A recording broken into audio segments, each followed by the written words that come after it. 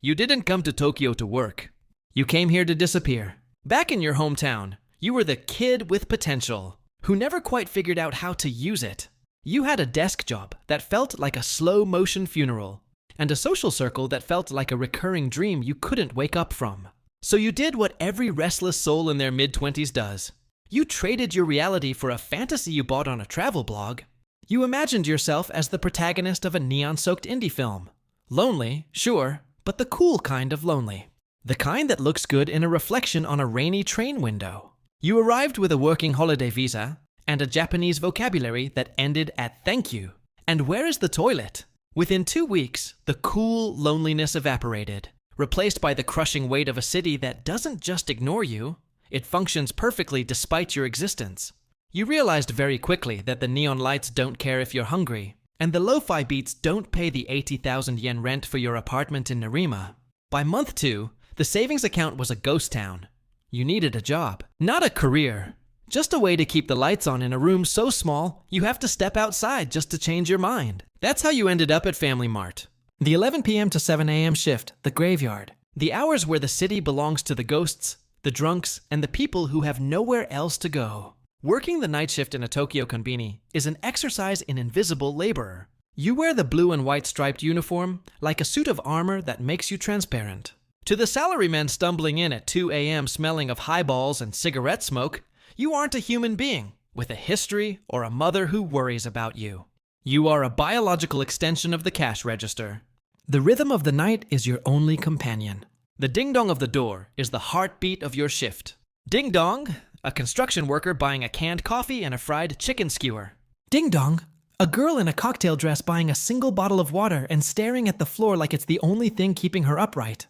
You learn to read people by their baskets. 1 cup ramen, 1 pack of Strong Zero, 1 cheap umbrella. That's the I give up on today starter pack.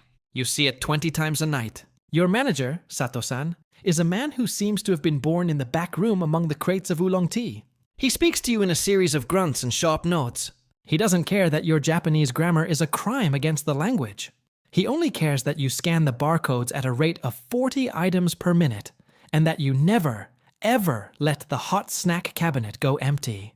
In the graveyard shift, the bright future doesn't exist. There is only the fluorescent hum of the refrigerators and the counting of coins.